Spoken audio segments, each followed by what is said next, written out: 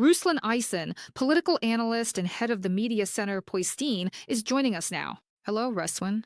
Hello. Good morning, colleagues. Ruslan, how do you assess what is currently having the biggest influence on the opinions of Russians? Even the patriarch of the Russian Orthodox Church, Kirill, who not only blessed the war, but has now even published a book. Yes, he has released a book where he justifies the war, practically claiming that this war is God given and all that. Or maybe it's more modern technologies, like how they're now almost calling Durov a terrorist in the Russian Federation, and even labeling Telegram as an enemy messenger.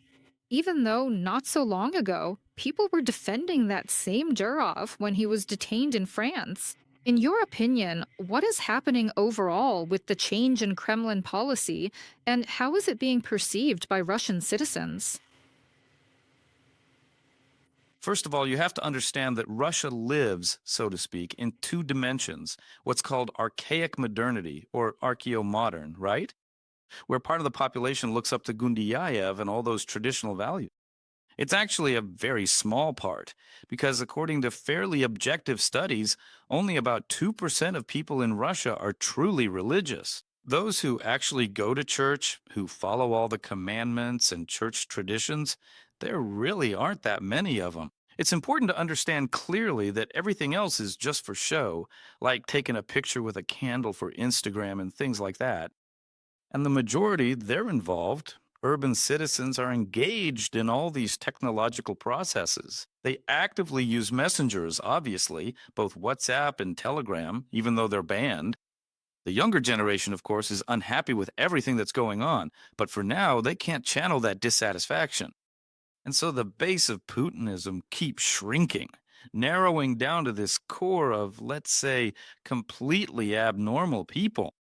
At one time, the well known thinker Haydar Jamal said that there's a mechanism of self destruction embedded in the Russian person.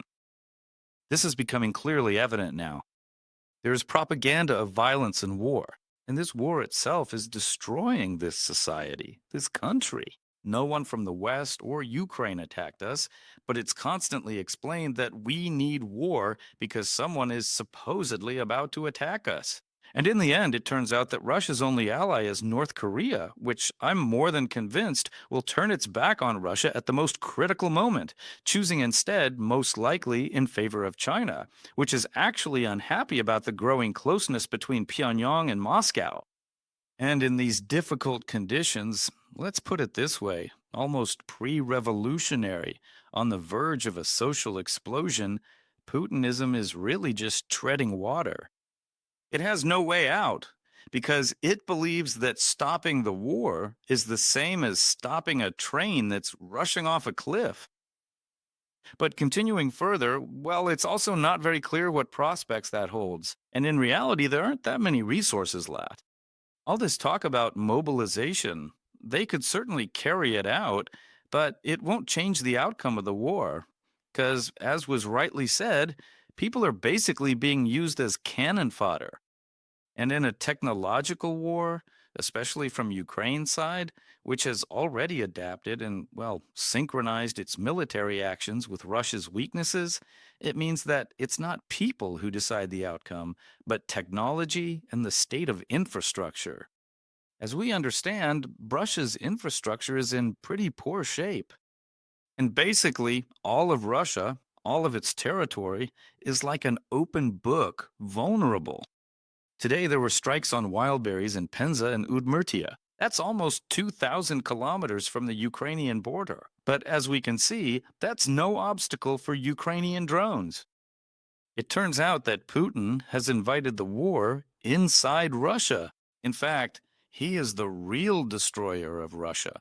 No matter how much they scream that the West or someone else wants to destroy Russia, but I think that, more than anyone, it's Putin and his KGB clique who are doing the most in this regard. Ruslan, what do you think about these attacks on wild berries, these tearful appeals, the videos that are popping up online showing that business is stopped, everything is destroyed, and packages have burned? We can even see what burned and to what extent.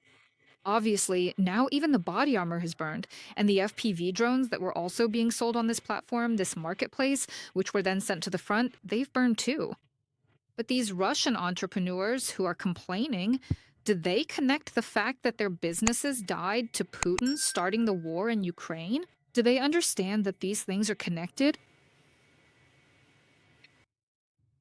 They do understand. But again, we run into this ambivalence, this duality. On the one hand, business people are, of course, unhappy with Putinism because under Putin, their lives have gotten worse and worse, and they'd like to change things somehow.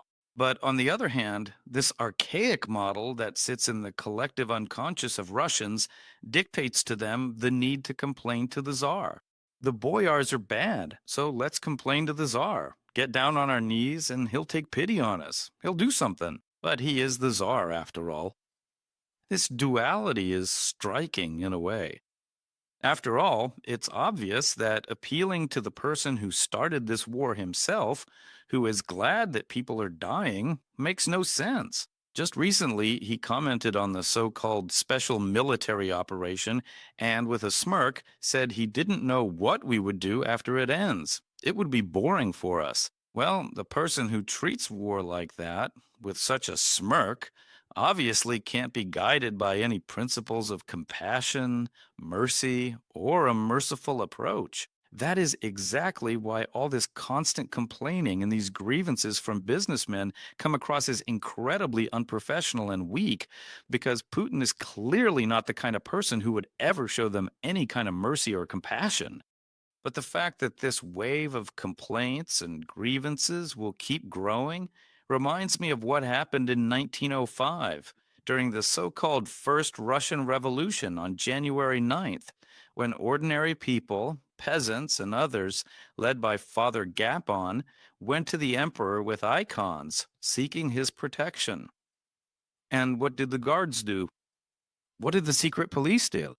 They simply shot those people who were going to the Tsar, their little father, to ask for help. That's how this whole period of revolutionary turmoil began, which 12 years later led to the collapse and dismantling of the Russian Empire. Here, most likely, the same kind of discontent is building up, right? But for now, the line hasn't been crossed yet. People still believe that the Tsar, the little father, can change something. But when they start shooting people, apparently that's when it will become clear that the Tsar is neither our father nor our ruler, but a scoundrel, a bastard, and a child killer, just like it was with Nicholas II. So, what do you think motivates the subsequent actions of the servicemen? Russian soldiers who, after being exchanged, were sent back to the front are increasingly surrendering and being taken prisoner again.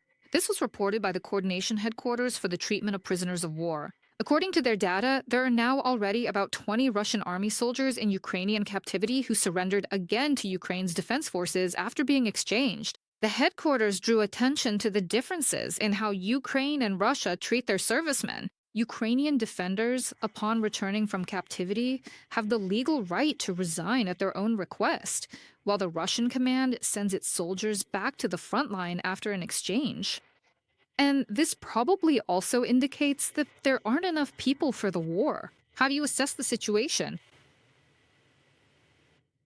In Russia, everyone is treated literally like slaves, like serfs.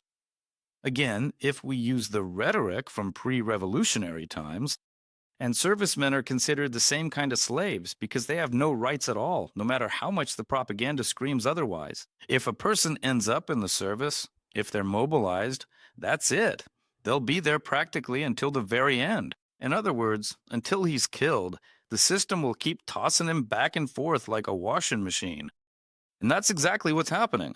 So they're exchanged, they're not demobilized, they're thrown back in again, right? And they surrender to the Ukrainian armed forces because they know perfectly well that they're treated better there than in the Russian army. After all, there's a huge amount of video evidence showing them being beaten, raped in some places, tortured, tied to trees, beaten with sticks. But as they say, that's only half the story. The most important thing is that they're thrown into meat grinder assaults. In other words, they're forced to march to certain death. Naturally, like any person, their most basic instinct of self preservation kicks in.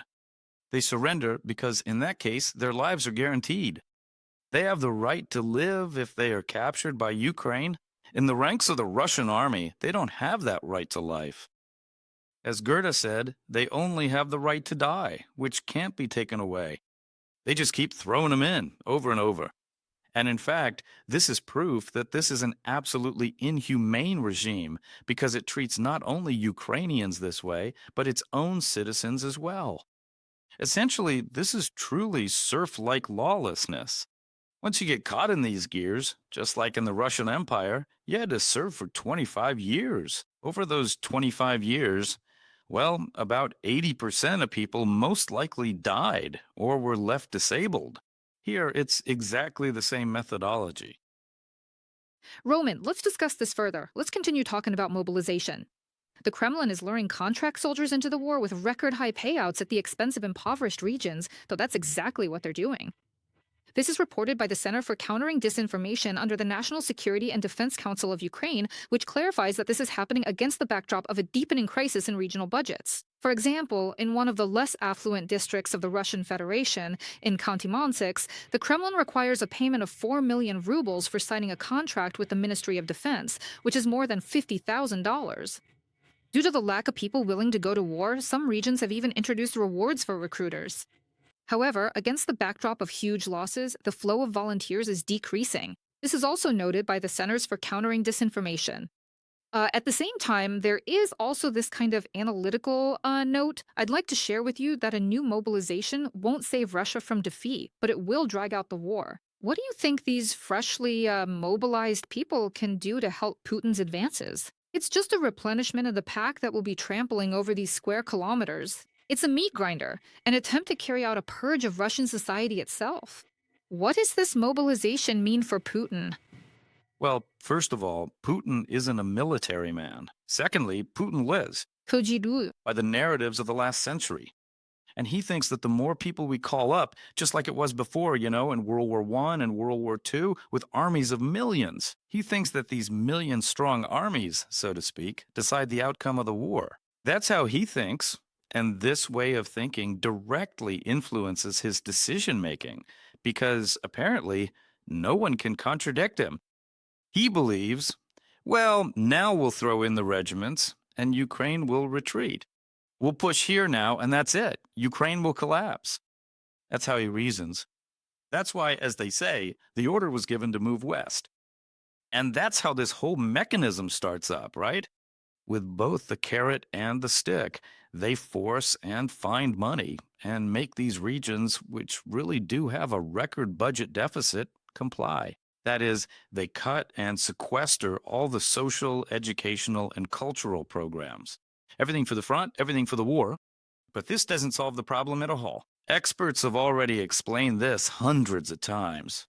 Because even the Russian state doesn't have, so to speak, any equipment or weapons for these people. They won't even be able, to be perfectly honest, to approach or even get anywhere close to the front line because Ukrainian forces strike back consistently. There are drone systems there, and of course, reconnaissance is monitoring all of this pretty well. And in general, it's been technologically proven for a long time that basically all the access routes are monitored and within firing range. So it's not really clear why this is being done. Yeah, maybe it's just a stroke Putin's ego. See, we managed to mobilize another 500,000, but Ukraine can't. And then he'll smirk again. So that's basically the whole Putin model, and that's what it's all about.